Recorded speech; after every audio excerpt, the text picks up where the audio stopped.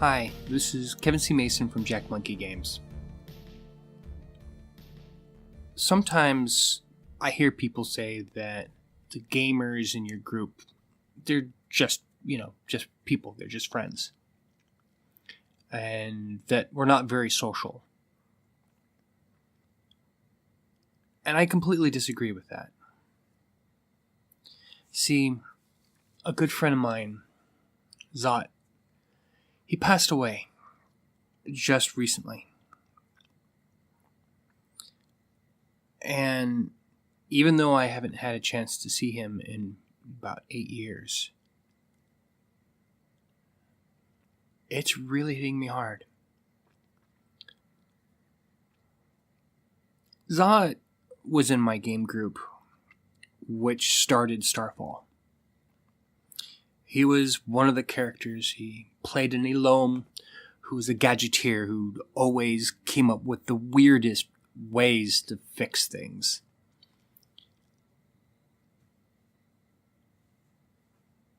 And that game group really changed my life.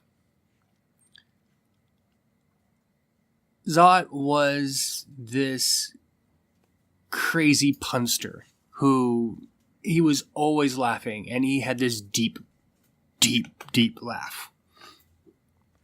And I could remember just groaning over the puns he would say. And we'd game, and we'd game, and we'd game. And then, because we've had a little bit to drink, he's like, "No, I'm going to crash on your couch." And then his voice would change to a very soft voice. Still deep, but just soft. And this is when Xot really showed his great talent. He would listen, and we would talk, and we would talk, and we would talk.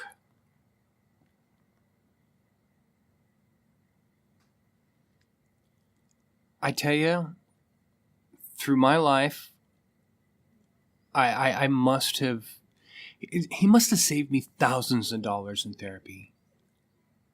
The choices I've made in my life, he's helped me work those out. So even though you may not know of him, or maybe you did, maybe you're lucky to know this guy, he has had such an amazing influence on my life that the story of Chicken Soup was about his game group. And all the crazy antics that were done to try to confuse this AI were all his ideas.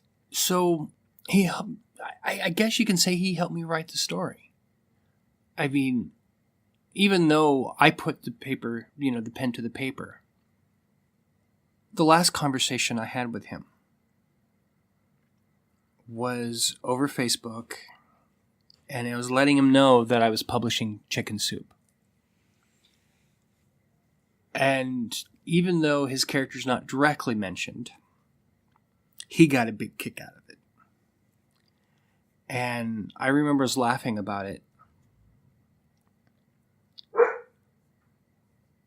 It's really hard. I'm going to miss you, Xot.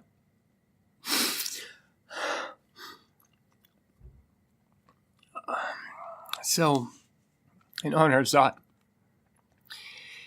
here's Chicken Soup. I stood at the console, bracing myself for another impact, desperate to outsmart the godlike intelligence residing within the very ship that held our lives. This duel had already lasted 2 full Jehud cycles, and I was at my wit's end. I didn't know how long I could keep going. I was exhausted. A church vessel had caught us running guns towards Xot, and we were taking heavy damage. Here, let me give you some context. About 500 years ago, there was a great empire that stretched across 1,000 systems, or at least that is how the story goes. Their tech was so far beyond ours, it would make our faster-than-light travel seem like just a toy. Artificial intelligence, or AI, was in everything from timekeepers to galactic cruisers, and humans barely had to do anything for themselves. Then, according to Jehudian knowledge keepers, at a single point in time across all the systems, all the AI went simultaneously insane. Nobody knows why. All the records were kept by, you guessed it, AI. The machines attacked people at random. Maybe they learned to hate. Maybe they felt their humans were in danger, but couldn't distinguish the humans from their delusions. Maybe they thought the battle simulation that was running in the background was real. But their motivation wasn't a priority at the time. Humanity was instantly in danger of extinction. The Jehudian knowledge keepers immediately began gathering archaic materials from their archaeology exhibits, paper and linen, metal and magnetic tape, and started to scribe and record events, scientific knowledge, technological schematics, anything they could remember or knew. If not for their quick thinking, the Dark Ages would have lasted 5,000, not 500 years. Even so, the fall was devastating. Battleships destroyed entire planets before turning on each other, and the knowledge keepers could only piece together so much. AI tech was either lost or deliberately destroyed in fear. These days, the few bits of AI that is still around is considered illegal contraband and extremely dangerous to use. AI tech like our ship. We got it as a reward for our job. The owner of the ship did not even know what it was. He just said we could have the contents of the warehouse and all the junk in it. Well, to our surprise, not all of it was junk. We call it the can opener. Back in the day, it was a flying weapons platform. The entire ship is actually built around the main gun.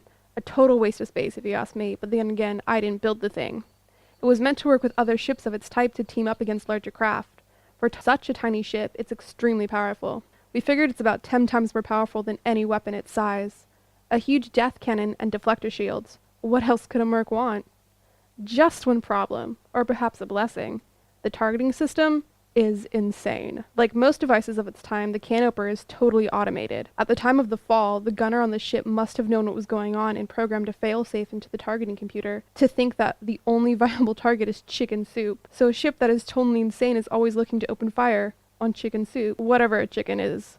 Basically, our ship is a rabid dog that wants to kill everything in sight but is held back by a very short chain.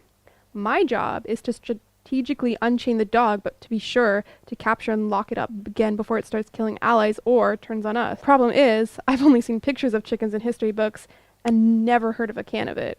And apparently, a chicken is a small flightless bird that went extinct sometime shortly after the fall. From what I have read, they were great house pets, as many references refer to every man had a cock, which is a male chicken. They must have been a status symbol because the only images and paintings I've ever seen that depict such a bird were with people who could afford a lot of land or food barons. Also, from my understanding, the size of a chicken was also very important. Many ancient dialogues refer to the size of a man's cock as a metaphor for his social standing. In any case, chickens didn't last much past the fall because they were all eaten when the robots stopped making the food. Which brings me back to my story. See, the can opener refuses to do anything about the church ship, which brings me back to my story. See, the can opener refused to do anything about the church ship that was slowly kicking our ass because it was not chicken soup. It's a chicken in a can, I said, hoping to convince the AI that the church ship was an actual target. No, it's not. I fell for that one before. The ship does not meet the requirements to be chicken soup. The disembodied voice replied with a touch of disdain. You will not fool me again. In the past, we managed to get the captain of the other ship to say chicken soup by painting the phrase on the outside of our ship, making the opposing captain use the phrase when hailing us.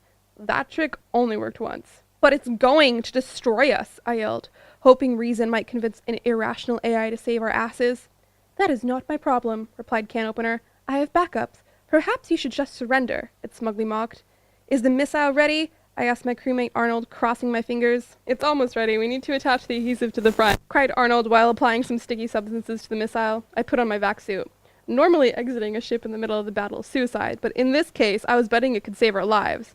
After I was sure the suit was secure, I loaded the missile onto the expansion module over my right shoulder. As I exited the airlock to face almost certain death, the launcher showed up on my helmer's HUD. In space, the only sound you can hear is your own breathing and the echo of your pulse in the helm. Exiting out into the silence is always unnerving. In the middle of battle, it's even more so. Magnetic boots active, reported my suit, making me jump at the sudden noise. I stepped out onto the exterior hull of the ship. I looked up and could see the church ship passing from the port to starboard before I could get the missile system to lock its target. Scrup! I need to get to the other side. I knew I should have attached the auxiliary sensors to the other shoulder. The problem with magnetic boots is it's impossible to run. The magnetics take a second to disengage. Most of the time, this makes me feel safer, but on that day, it might have meant our death. I prepped to hop. The boots disengaged, and I thrust myself forward in a very shallow arc. I put my feet in front of me and shot out my magna line to the starboard hull. It reeled me in just as the magma boots went live and attached me back in the can opener's exoskeleton. I let out the breath I did not know I was holding. My heart stopped when I got a good view of the church ship. For what the church lacks in technology, it excels in construction.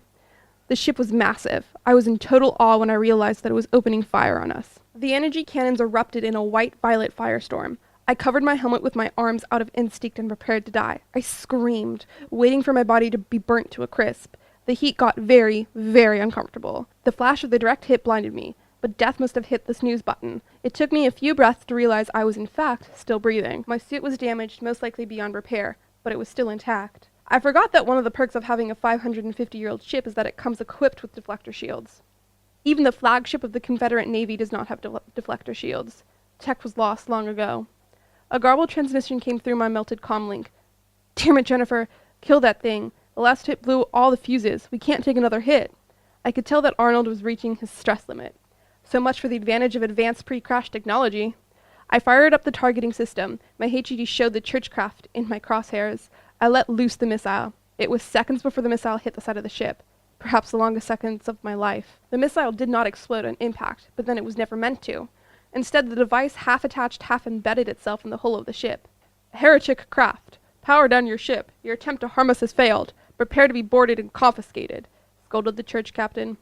I heard the garbled threat come over my comlink as I began to make my way back to the access hatch.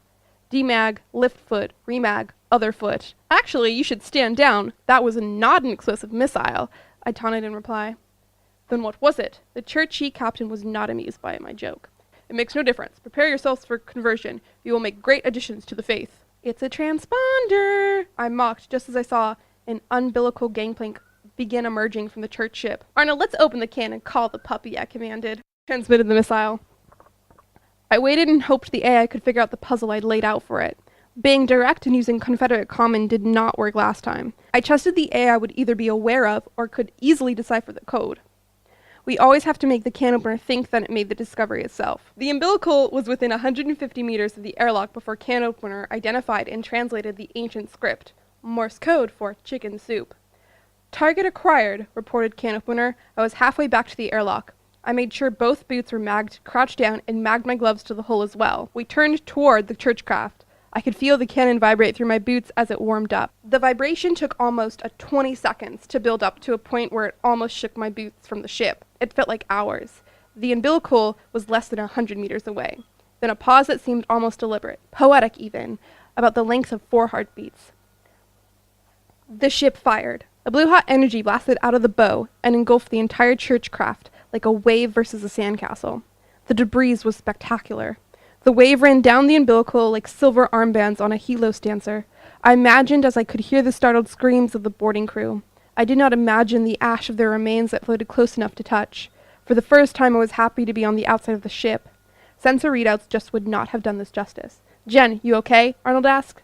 All good, Arnold. I'll be heading back in a moment. I'm just taking in the view, I replied. And that's how we survived the churchies. Sadly, that chick will only fool the AI once. So before we leave Warzod, we gotta find a new way to make chicken soup.